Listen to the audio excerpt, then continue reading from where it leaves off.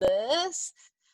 All right, so welcome everyone to our lab instructor course training for Mod 7, and thank you to everybody who was able to make it, and those of you from other schools who came over as well. Super excited to have you guys over here.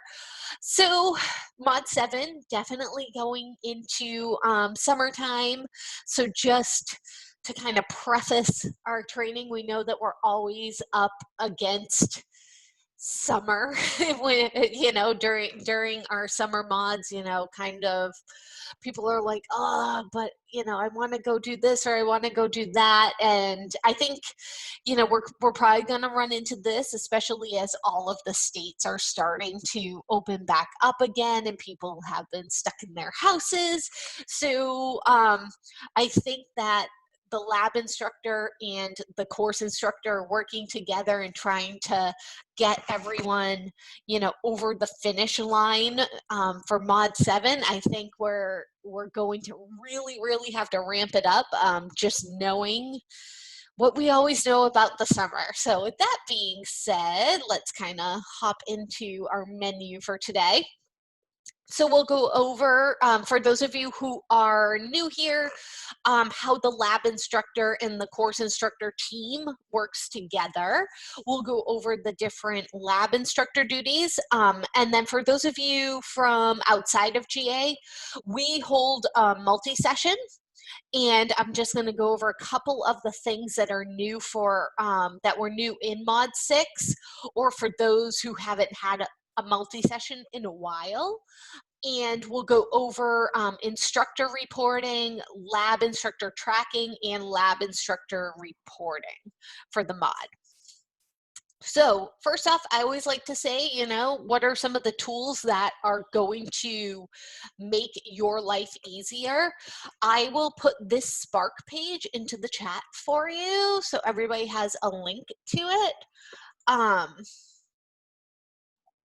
Make sure that went to everyone in the meeting.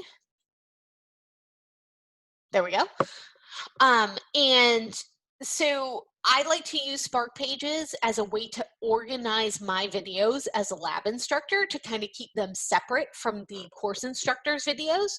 So even if you don't have an Adobe account, a paid for Adobe account, you can still use Spark. So for those outside of GA, it's something that you guys can do. It's really simple to put together a Spark page. It walks you right through it. It's kind of like setting up a Facebook profile in a way. You just type in what you want here, type in what you want there, and it puts it all together for you. So it's really cool. It's kind of what you see is what you get. I definitely suggest instructors and lab instructors use Teams to coordinate. Start a chat, lab instructors or instructors with your lab instructor. So that way you guys are in constant communication with each other throughout the week.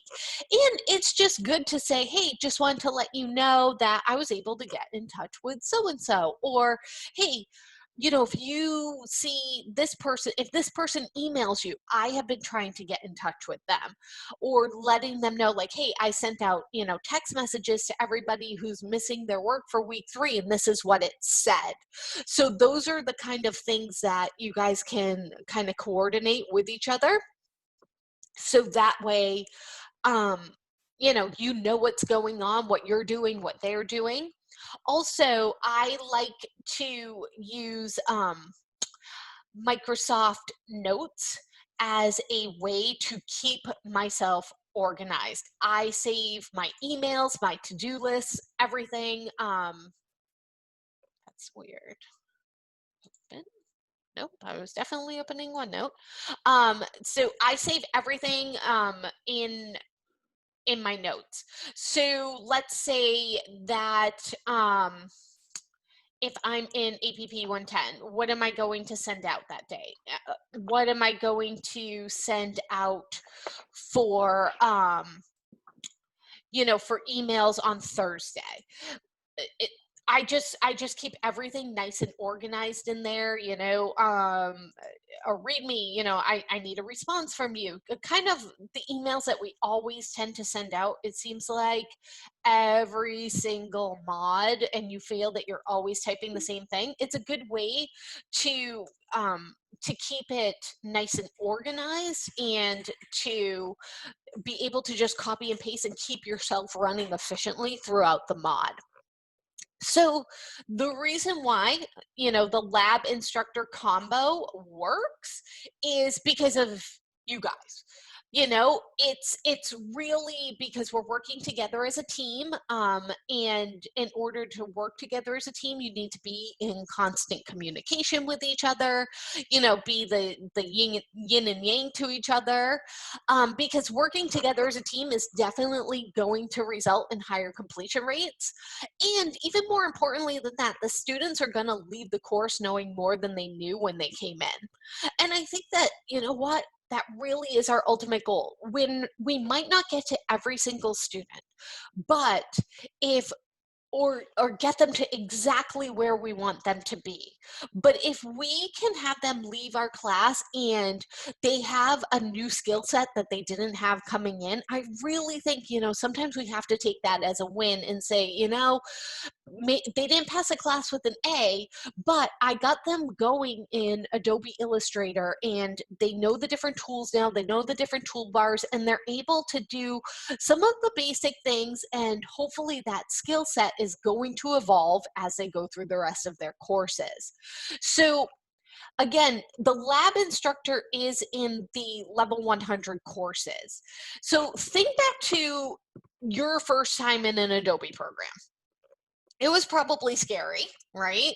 I mean, I know that that's how I felt. And I was constantly like, don't touch too many things because you don't want to break it, don't want to break the program, don't know what buttons to press, don't know where to get started. It just felt really overwhelming. So this is how our students feel in all of their level 100 courses. And then you combine that with the fact that these are 4-week courses. There's COVID-19 going on. There's so much going on in the world, and they can start to really either doubt themselves and think, what, I can't do this.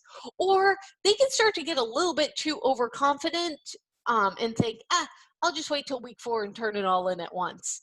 So we really need to let them know that we've been in their shoes at one point, because we were all new to this at one point too. So whether you're the course instructor or whether you're the lab instructor, it really is easy for us, especially me. I've been doing this for over 20 years, to forget that we're old hands at these programs and that these students have probably never even clicked the button for Adobe Illustrator in the taskbar before this class and opened it up.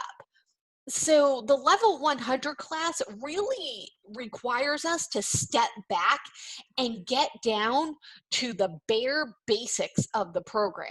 So I always want to remind people, don't use quick keys, don't talk too fast, don't do too many steps at once, and definitely don't assume that they are going to know where something is located. You want to give them more information rather than less information. And if you ever are wondering whether or not, something might be too advanced or something might not be advanced enough, run it by your instructor. Say, hey, can you check out this video and let me know your thoughts on it? Or run it by the lab instructor. You guys are there to kind of, have each other's backs on things.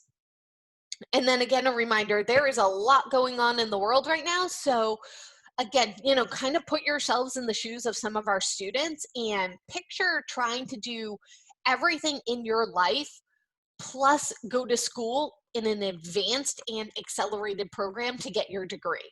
There are protests, there are riots, they might be happening in your neighborhood, job losses that might be affecting their families. COVID-19 is still around. So I really think the biggest tool that we have in getting everyone to not just pass, but do well is for us to remember to have empathy and to have humanity with our students in our courses. So let's get down to what everybody is going to be doing. If you are the course instructor, you're the course cruise director, right? At the end of the day, you own this course. This is your course. So your duties have not changed. The lab instructor is just in there to be another set of hands in the class. So you still have your initial pre-mod set up, making sure that you've set up your course by Sunday night of week 4. Make sure that you check the dates in your course and publish your course. The biggest thing is if you are in a 5 credit hour course this mod, you will no longer be holding a level 100 multi-session. The lab instructor will be holding that multi-session. But if you are in one of the 3 credit hour courses, so one of the DES courses, then you will be holding the multi-session like you always have. Also, just a little bit of a note for those of you who are new instructors, when you are setting up your course before you hit publish, go into each of the weeks and post your initial discussion post, so it's just in there as the first post. It'll really help you with your audit, so that way you have posted first in the discussion. Because sometimes we have students who just go in and do all of the it will not be it will right, and publish it on Sunday, publish your course on Sunday. So DGD 101 is a 5 credit hour course.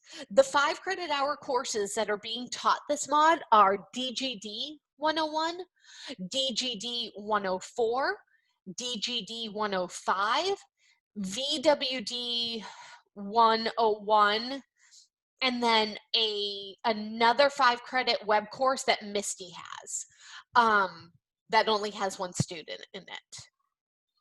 Nope, so Sally, you don't have a multi-session, so I will take you off the calendar. Let me make a note of that. Your lab instructor will have the multi-session. Hold on, let me just make a note of that. Sally off calendar. There we go.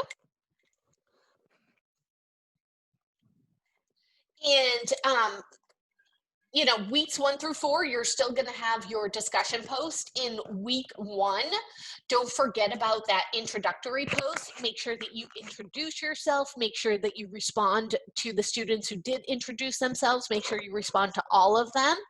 You're going to be holding the course lectures. And then again, if you are in a 3 credit hour, you will be holding a multi-session. You'll want to make sure in your multi-session, whether you are in the 5 credit hour or the 3 credit hour, that you're reaching out to all the students in week 1 and welcoming them. And also in weeks 2 through 3, reaching out to those at-risk students. As the course instructor, when it comes to grading, please try to commit to having your grades done by Tuesday at noon. The reason for this is that your lab instructors are going to go in and they are going to grab all of those grades Tuesday afternoon when you have them done by noon, and they are going to immediately get on that at-risk list. Who's missing work? Getting in touch with them, trying to get them on the phone, trying to get them into Zoom rooms to get them caught up. So I really, really need you guys to commit to getting those grades done by Tuesday at noon. If for some reason this will not be possible, please email me directly after the meeting and we can discuss this. Also, make sure you're doing your announcements. You should still be reaching out to your students via email. I always say, you know what? Reach out to the students who are at risk, but know that your lab instructor is really in there to take care of that at-risk population. So I feel as though, the course instructor should possibly take some time to reach out to the students who are doing well and just let them know that you see that they're doing well. I feel like the students who are doing well, they don't hear from us that much. And it's not that they need to, but a little email every week just saying like, hey, you know what? I see you and I know that you're doing an awesome job.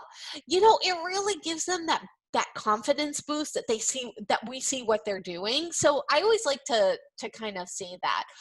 Sally, let just remind me at the end. I need to look that up for you because it depends on whether or not there are videos, pre-recorded lecture videos in the course, and I just need to check that course.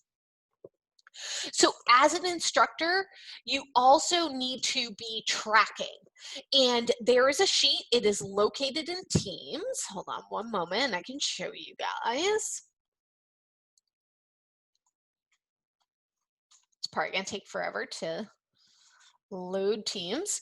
So in the lab instructor course materials, there's a folder called files up here, as you can see. And I just added in our mod 7 folder. So I will be putting in a tracking sheet for all of the instructors in here and a course metrics and tracking sheet for all of the lab instructors in here. But I'm just going to go into the mod 6 one, and I'm going to just grab who's here today. Molly, do you mind if I grab your sheet, your instructor reporting sheet, just to kind of show how to fill this out? No, go ahead. Thanks. All right, awesome. So it lives in Teams. You can literally just click on Teams and click on it in Teams, and when you go in to edit, it will pop it open for you, and you can edit it right through there, which is pretty awesome. So what you're going to do is please put your name and the course and the section up at the top, just because once I open it, it's like I can kind of see over here, but there's so many of you guys, I might not remember who is in which course. So that really, really helps me because I have a massive Microsoft Excel sheet that I have to put all of your answers into for Holly. So all you're going to do is each week, all right, you know what? The meeting overview. This is meeting with your lab instructor. So what did you guys go over? You can even talk about your multi-session if you held a multi-session. How many people are in your course right now? Did you email each of the students? Yep. Did you call them? I'm going to be calling them on Thursday. What day and time are you meeting with your lab instructor? Oh, we have an open chat going on. Perfect. You know, so that's really all I need to know is I just need to know what is going on in the course. Week 2, this is where the total course enrollment is going to be how you figure out your metrics for the course. So if you had, let's say that you had 3 drops in week 1, those actually are not going to be held against you. But whatever number of students you have as a total course enrollment, that's the enrollment that's going to carry through the rest of the mod. So for a level 100 course, okay, you need to have a metric of 78% passing. So even though in week 3, so between week 2 and week 3, there were 3 students who dropped, unfortunately, we still have to go off of 28 students. So this is how I will do this. I either use my phone and I say, Siri, what's 78% of 28? Or you can Google it, 78% of 28. You know that you need to, unfortunately, we can't have 21 and 0.84 students. So we need to have 22 students pass that class in order to meet bench. So if there are only 25 students left in week 3, that means that 22 out of those 25 students need to pass the class. So this is what you would put here. Instead, it might be that you only had 6 students that weren't passing that still need to pass, but that's where that metric is. And then again, the total number of times you've contacted the remaining students on that list, and then the number of students who are currently failing, but now they're passing. So that's, you know, that's what I'm looking for information from those sheets. Let's see. And then new this mod, if you haven't already, if you are in a 3 credit hour course, you're going to pick your multi-session time by clicking here. Most of you, I think all of you probably did. So I do apologize ahead of time. The Calendly app was very bizarre how it sent the information back to me, and that's why, for those of you who are part of that Teams chat, I do apologize. The calendar is set up to export in Mountain Time, which is great because that's what the school runs at. Whatever time zone you live in, it's going to default there. I mean, you can change it if you want. And then when it exported the times to me, not that you guys need to know this, but when it exported the times to me, just to show you an example, it said, Laura, I'm just using you as an example, Laura, because I know you don't care. Laura, her time is 11 a.m. And then it said Central Time. And I thought, oh no, it gave me her time as 11 a.m. Central Time. No, it gave me the time she wanted in Mountain Time. It's just letting me know she lives in Central Time. I literally have no need for that information. So it really did get confusing, and I do apologize. At least now I understand what ended up happening, but it was a tough hour for me in the last hour trying to figure that out. If you guys at any time you have this Spark page, you can always book some time with me if you're like, you know what, I just need to get with you and figure some things out. You guys can meet with me anytime. I think you guys know that I'm always open to meeting with you, and I'll answer any questions that you have. And if I don't have the answer, I will go out of my way to try to find the answer for you. So please feel free to get in touch with me if you have any questions. All right, moving on to the lab instructor. So you guys are the course and student cheerleader. You're the one-on-one coach, you're the subject matter expert, you're the Adobe Sage. You know what I mean? Like, you guys are in there to just be like, hey, I'm here to help you. I'm here to make sure you succeed. Like, yay. And sometimes we really have to put on that smile, because you know what? It can get tough because we really do work with the at-risk population, and it can be really easy to just get a little bit down, a little bit frustrated. And if that happens, just reach out to me, vent to me, use me as a sounding board, ask me what you think, you know, what can I do in this situation? And I'm always willing to come up with a plan with you guys. But let's go over some of the requirements, like the pre-mod requirements. Kind of the same as when you are an instructor, little bit different though. So where the instructor bio goes, I really want you guys to put in your own bio underneath the course instructor.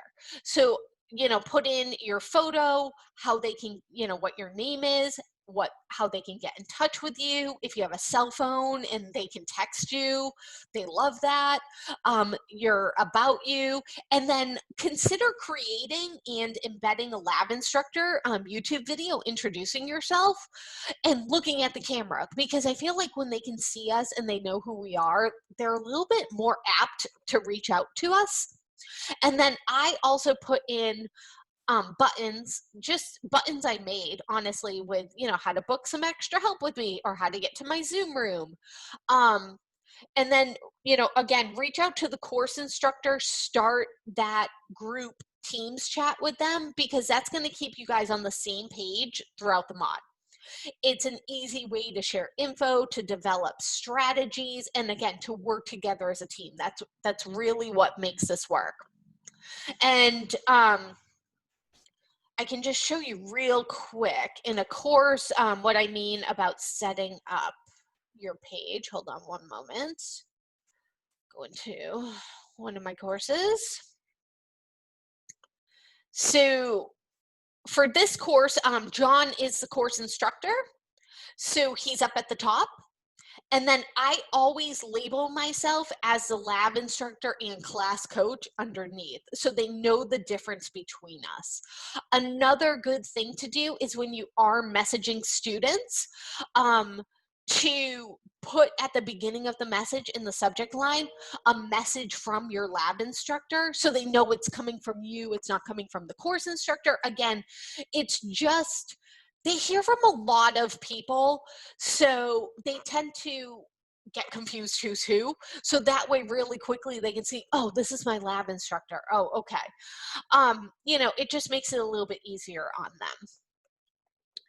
So weeks 1 through 4, you're going to be engaging with the students through email, phone, text, smoke signals sometimes, right? Yelling into the atmosphere.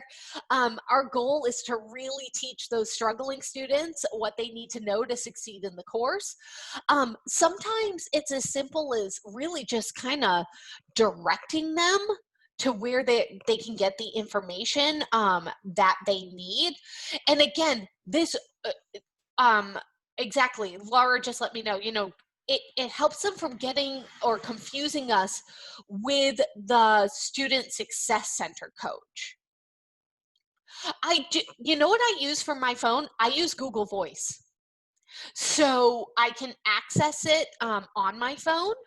I can have it turn off late at night on my phone, and I can also access it through a tab on my browser, so I can type in my text messages to them, which is great, and it's free.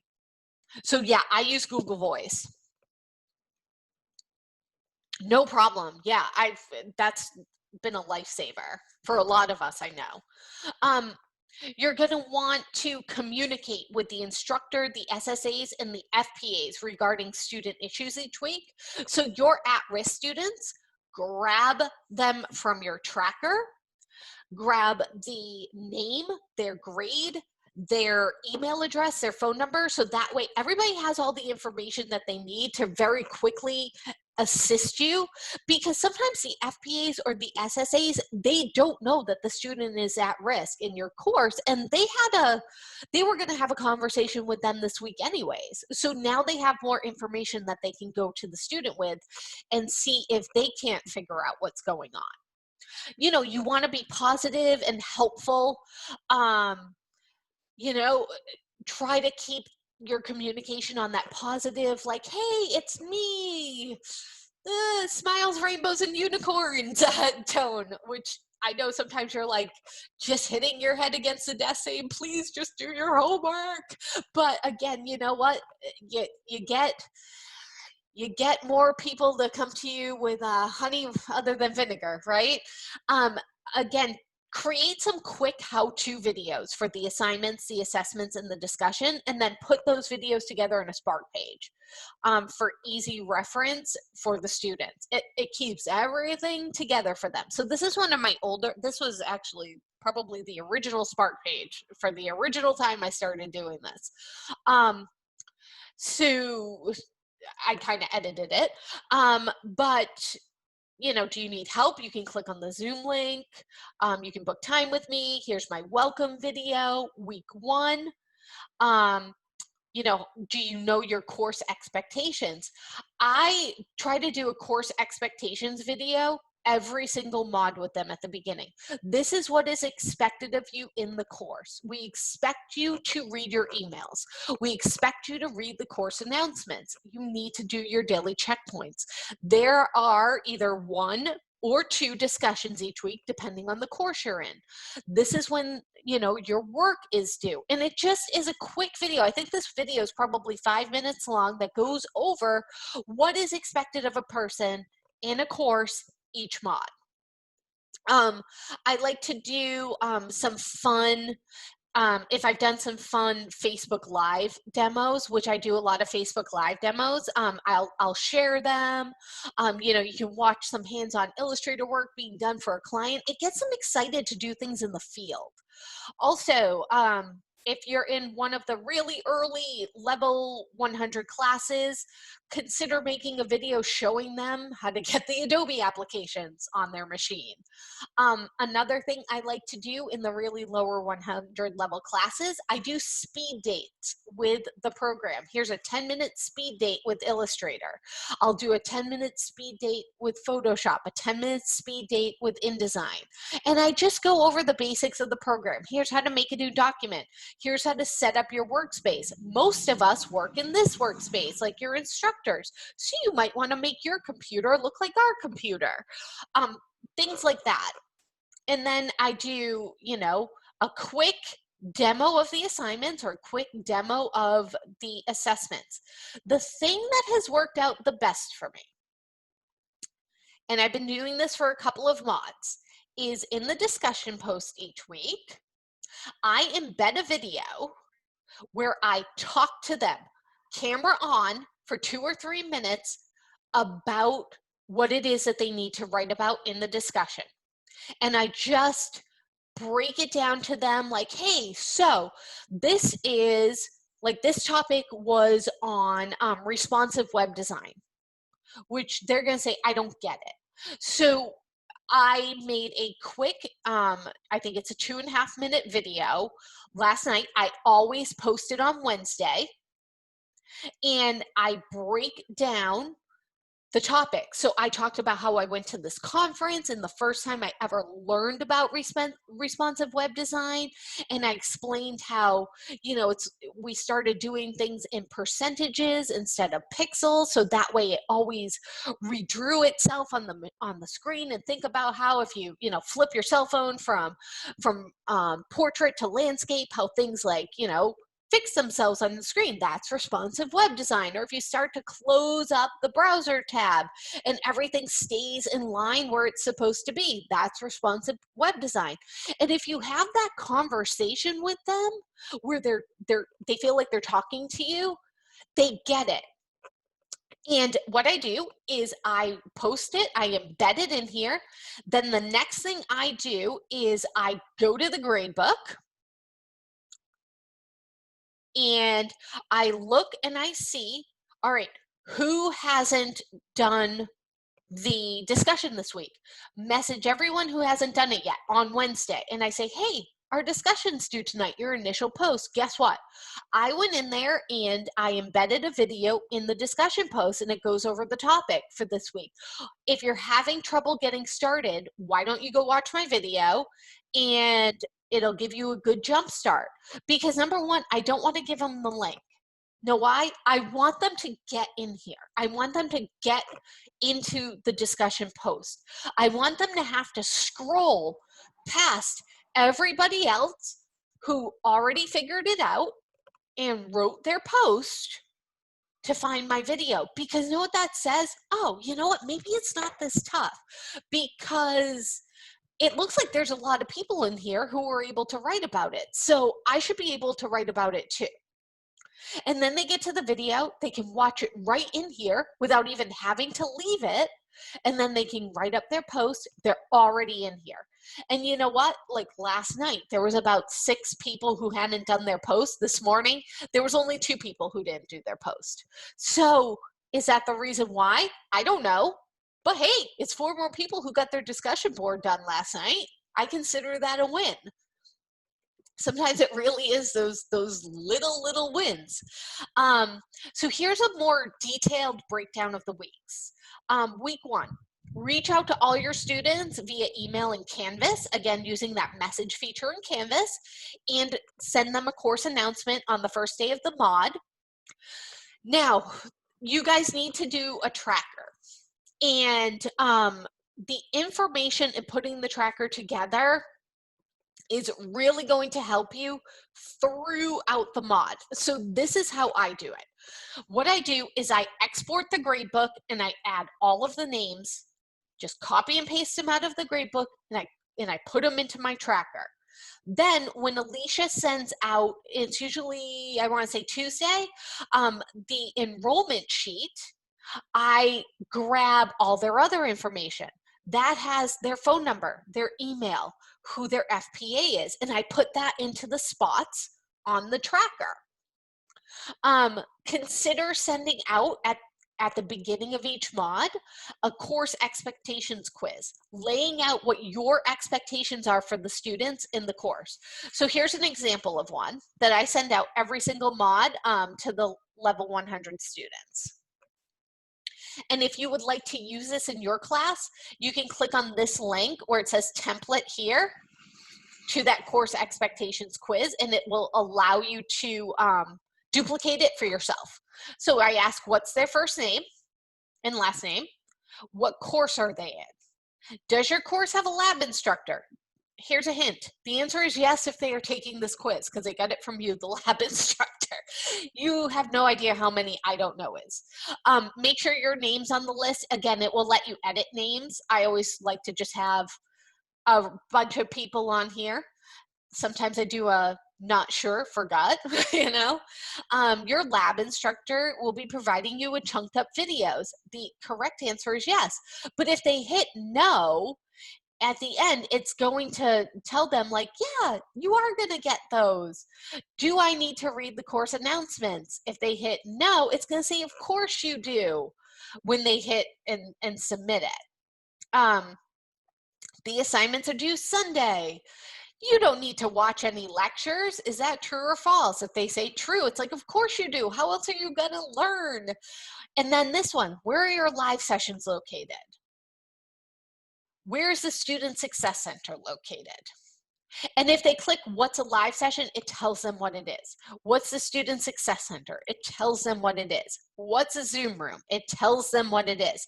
So the whole point is to give them the information if they don't already have it. And again, I have this all set up, so you would just need to copy it forward and you can change anything you would want to change. I always like this one too. No one's going to email you, so just let all those emails rack up. True. And then this one. Please give me a working phone number and let me know if you can receive text messages. I get so many better phone numbers that they have not given to their student services advisor, to their FPA. And then what I can do is I can forward that information on and let the FPA, let the SSA know that, hey, you know what, this person has a, does not have a working phone number. So see, they can view their results. Oh, my course does have this. Oh, if you don't read the announcements, how are you going to learn? What will you be learning if you don't go to the live lecture? So you can see where I can get a lot of good information and I can give a lot of good information. Try to attend the first live lecture with your given instructor, so that way you can introduce yourself to the class. Use a program such as Square or Calendly to set up a calendar for students to be able to book some time with you. This allows students, again, to book time with just you. Yes, they can go to any of the multi-sessions, but it's really good if they want to just get in with you one-on-one, to maybe just ask you some questions and feel like they have a little bit more of a rapport with you. Then determine who's at risk. Even though there aren't any grades yet for week 1, do you have any students that are currently on probation? Are they in a course for a second time or a third time? Did they possibly fail their class last mod? And are they already, this is a big one, are they already on the attendance list on day 1? Maybe they're on day 8 of attendance and it's only day 1 of the course. So we know that there's definitely something going on and we need to watch them.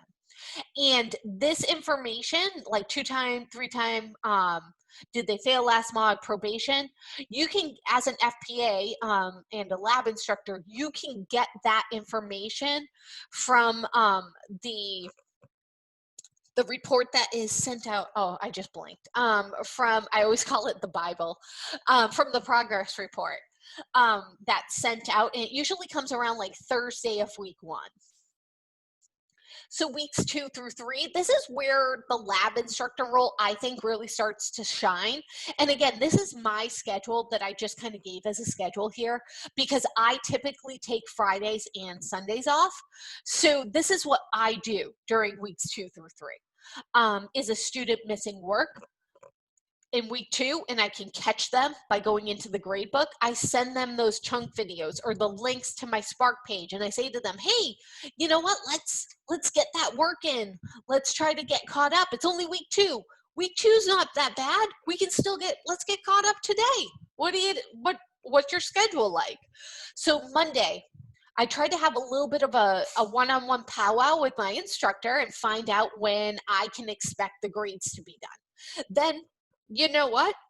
I can still see in the grade book, even without the grades, who's missing something, and I can get on that part of it. Once the grades are in, I grab my grades, I add that to the tracker. I always message my students on Monday who are missing their assignment, their assessment, and their discussion.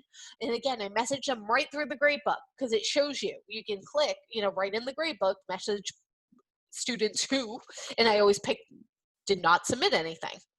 Tuesday, I put together that Excel sheet of the at-risk students with their grades. I try to get that out between Tuesday and Thursday to the FPA and SSAs.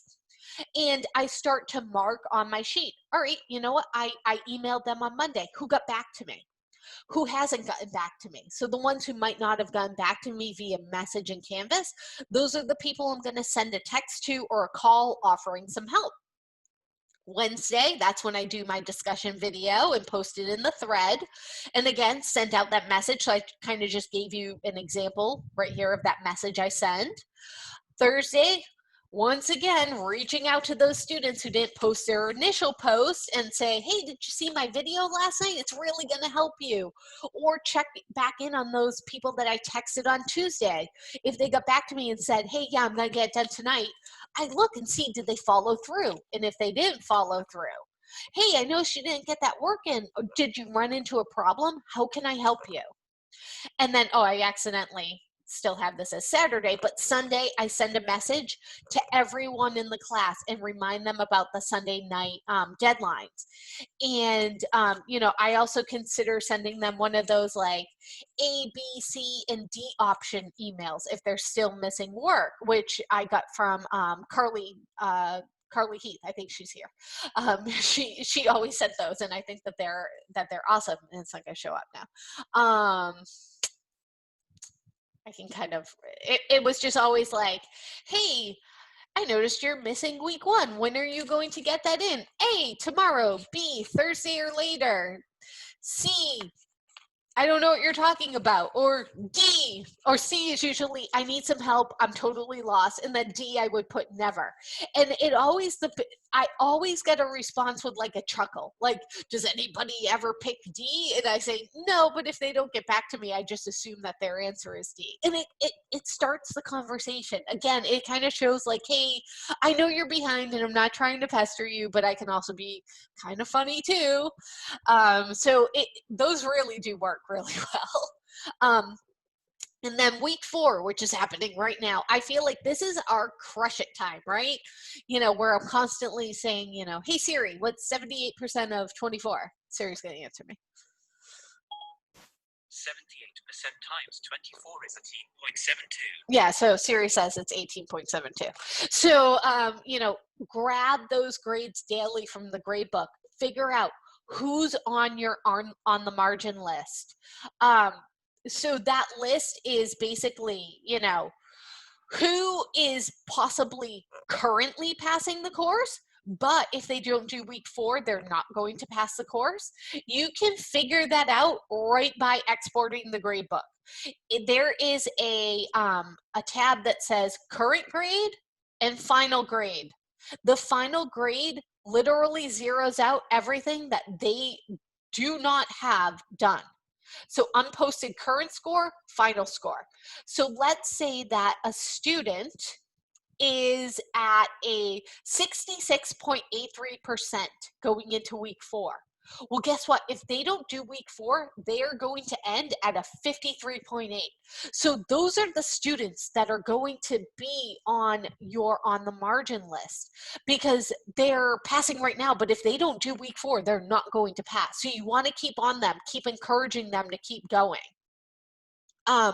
You may have some students who are in that like 40 to 50% range, and you think you can get them over the threshold. All right, put them on the margin list. Like, hey, you know what? This is where your grade is at. But if you can just do X, Y, and Z, we can totally get you over the finish line in this course. So send out those, like, you know what? You only need 150 points a week to pass this class. I mean, please open this email. 60% of the time it works every time. Or sometimes when it's really getting down to it, and I have some students who are in that like 15%, 2%, 8% range, I send them an email that says, so should I just, I've been on them all mod. Should I just count you out in this course? Do you know, a lot of times I get responses to those emails and they tell me, no, I don't want you to count me out. I just don't even know where to start right now. All right, you know what? I've been trying to get in touch with you all mod. You're getting back to me. Here's a plan. It's not going to be pretty. It's probably going to require you to sit at your computer. I'll let them know. You're probably going to need to sit at your computer for 4 hours straight to get this done. But know what I say to them? Do you want to spend 4 hours doing it, or do you want to spend another 4 weeks doing it? And sometimes breaking it down to them, they're like, I'll take the 4 hours. And I've gotten some people over the line. It hasn't been pretty, but they've also said, you know what, this wasn't that difficult once I got in there and I started working with it, and I had a lot of fun doing it. And I'm like, yes, exactly. Don't do this next mod. And you know what? Sometimes that's kind of the kick in the butt that they needed, but it stopped that tide of them just failing all their courses. So that's what I do. Tuesday, again, get into the grade book. Who submitted late work? Ask your instructor to get at those grades. Wednesday, until further notice, everything's still open. There might be late points, but let them know, like, hey, you can still submit your week one work. Get in there and do it. Getting 10% off for it being late is better than having a 0.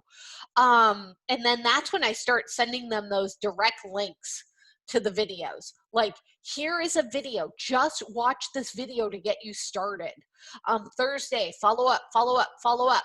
Saturday, I usually am in Zoom on Saturday nights, and I text them and I'm like, hey, who wants to get in Zoom right now and get this class finished?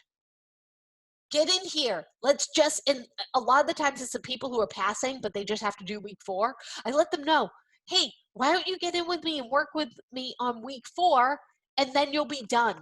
And they're like, oh, all right. And they come in and they get done. I'm like, hey, guess what? You're done. You can take tomorrow off. And they're like, oh, you know what? I probably wouldn't have done it. I wasn't really doing anything tonight. So, sometimes it's just kind of catching them when they're ready to be caught, And then again, that reminder, if you are in a 5 credit hour course, you do need to hold the multi-session as a lab instructor. And then also in notes, I've added a checklist for each of the LIs. I believe I can add it in Teams.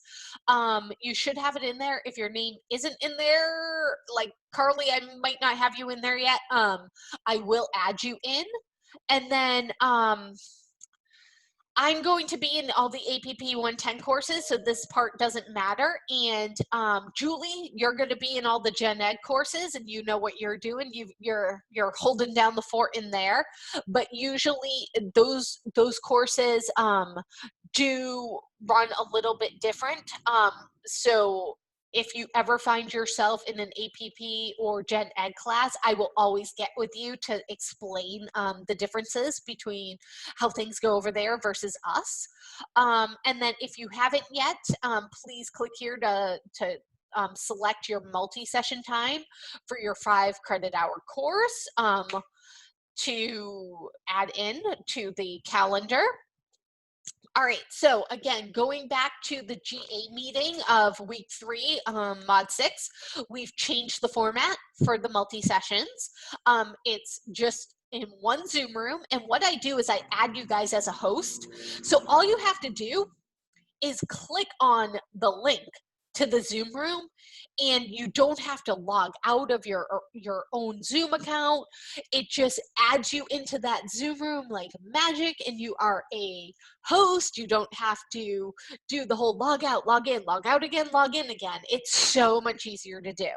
And then the multi-session calendar resides in the announcements in the GAC. So when students log in, they can see the day, and they can see who's in. Oh, look, all right, Nancy's holding a multi-session right now, and they can just click on the multi-session link. It'll bring them right into the multi-session with her, and anybody in the level 100 classes can get in there, same thing as it always was, but again, just that one room, and it's so much easier for them to figure out how to get in than figuring out whose Zoom room it's in. And again, I set the whole thing up in Google, so that way it auto-populates.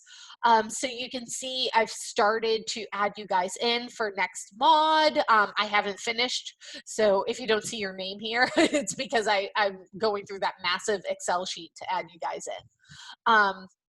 So I found it to be, and this is an old screenshot, I find it to be really simple. But again, it looks nice. It's easy for the students to tell, what's going on, who they're getting into a Zoom room with when they get in there. And, I think the simpler, the better for the students. All right, so tracking and reporting. Always the most fun part of our job, but it does keep us nice and organized. So again, a reminder for PD 363, those level 100 completion rates, 78%, and let's try to keep everybody satisfied and keep our drops low. Also, please ask permission before you change anything in the course. Don't add any assessments, don't add any videos to the backgrounds, don't use any third-party apps that aren't approved, don't do anything that's not a standard teaching practice, and you need to have express permission from me to try anything new. Just ask me. The reason why is you guys won't get in trouble, I'll get in trouble. So please don't get me in trouble.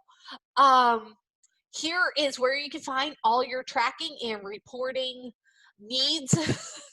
Again, in Teams, everything resides in Teams, so you don't have to email your tracker back to me or anything like that.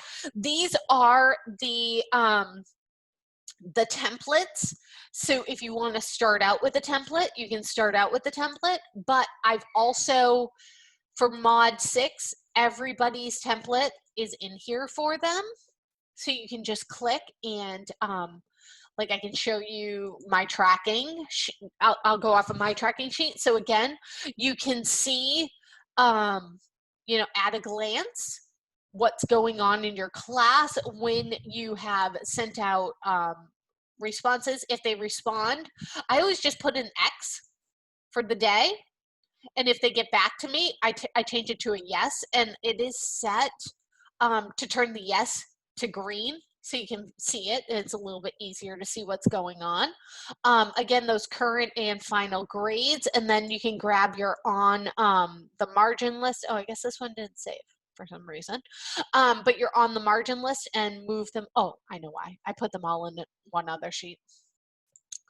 And see what's going on in the class. I just have them, I think I have them all in this sheet, just so it was easier to keep one sheet open.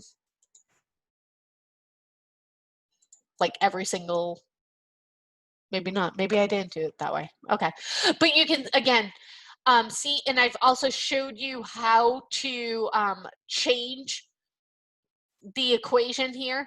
So how many need to pass your course? How many people were in your course at the end of week 2? So that's what you need to change in the equation is I had 11 students left in my course at the end of week 2. This is a very small course. So currently right now, I have, 7 passing if no one else submits anything, and 7 who are actually passing. I know that I need to have 9 passing in order to meet bench, but at this point, if I can get my 3 on the margin students over, I'll be at 90%. So it does all the calculations for you. Again, you just have to change the equation based on how many students are left in your course. And that's knowing that number from the end of week 2, which when your instructor puts that number into their sheet, you are able to see what's happening. And then that is after you track things, you will also have a metrics sheet that I need you to fill out, which is actually kind of it's pretty simple.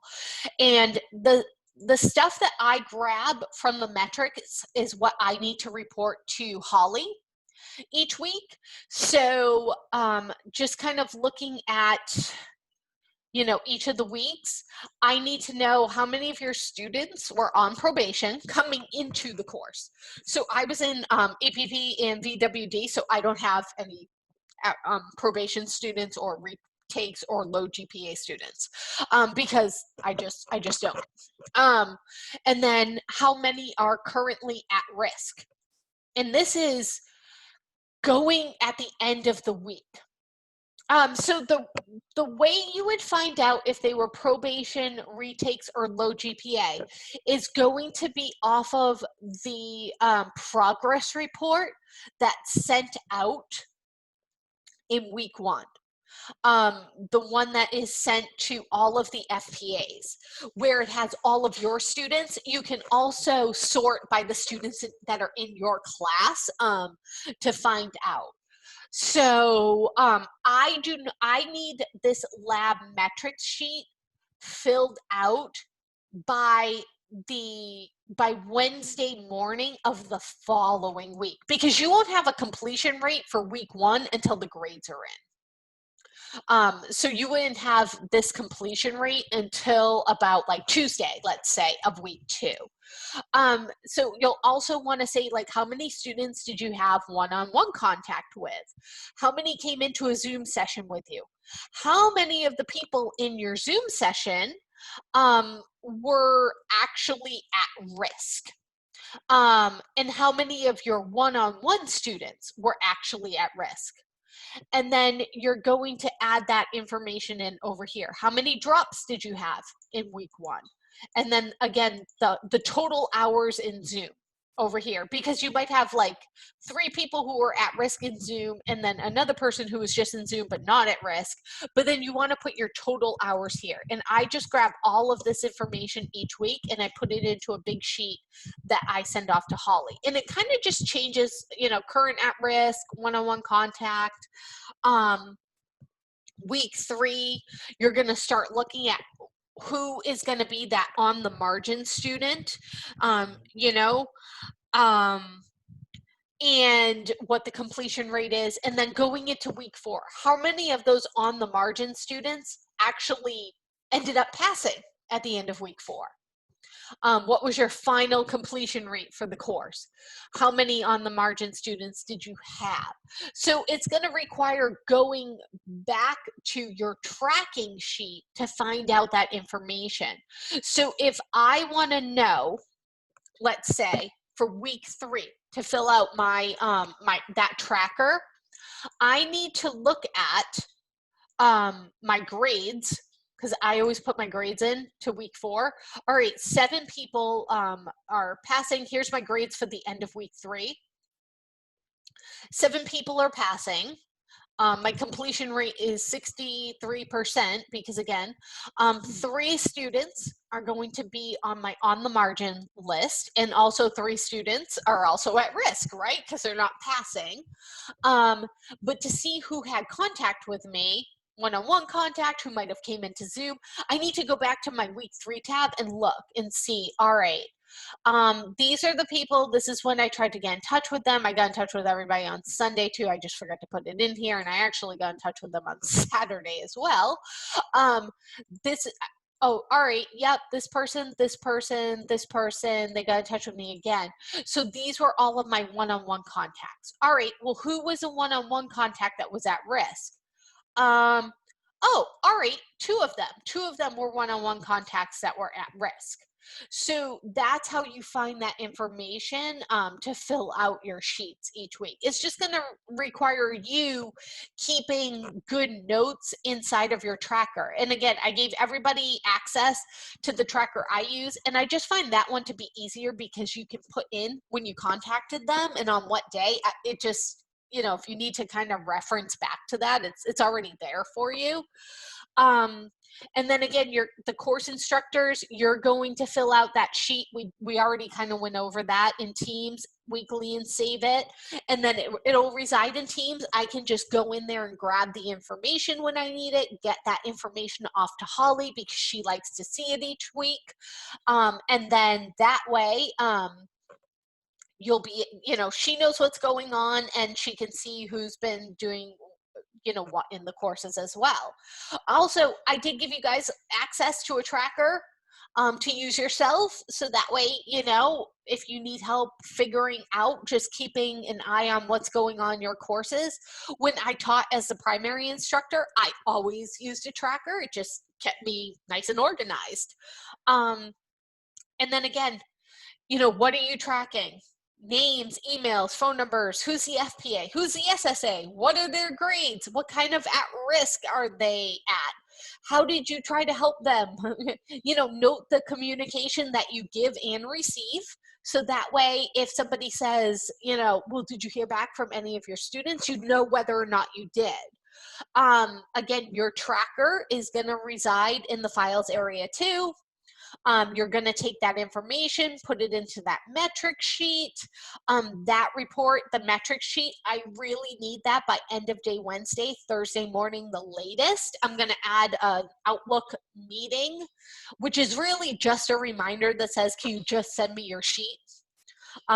So it's not actually, we don't actually have to meet it. I always name it like reminder only, just can you get that to me today? And then if you ever find that you need a demo on the tracker. Again, sometimes I found that it's easier for me to get in and show people like once they are in the course and we can set it up together. So next week, if you do need help setting up your tracker, just let me know and I can definitely get into Zoom and help you get it all set up. Because I know it's a lot of information that was getting thrown at you if this is like your first time doing this. So any questions, please feel free to turn your mic on and I will do my best to answer them. Or if you feel like, hey, you know what, I think I need to get with you next week, just let me know and I can definitely do that as well. Okay, so just to confirm, the metrics tracker is due on Wednesday, and then the lab instructor tracker, is that due the same day or is that due Friday? The lab instructor tracker, it's not so much that it's due. It's just that that's what you're getting all. I only need the information that's on your metrics sheet. The tracker is in there for you to just kind of keep a living document of what's going on. Perfect. Every day.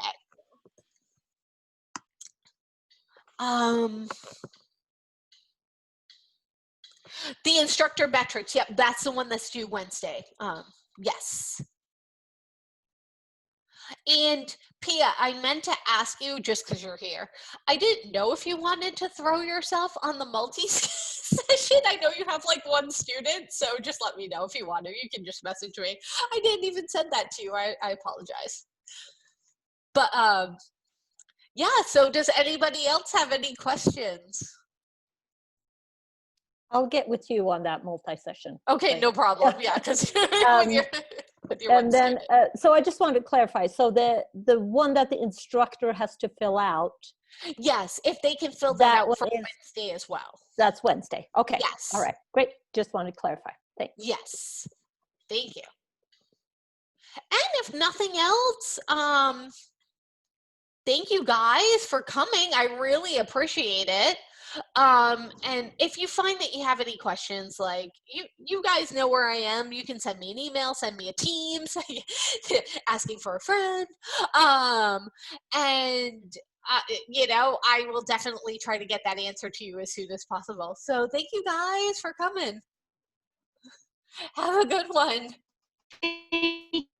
you so much, Shannon, for having Angela and I screenshots, and I can't wait. So I really appreciate you letting us sit in. No problem. No problem. All right. I'll talk to you soon. Bye-bye. Bye.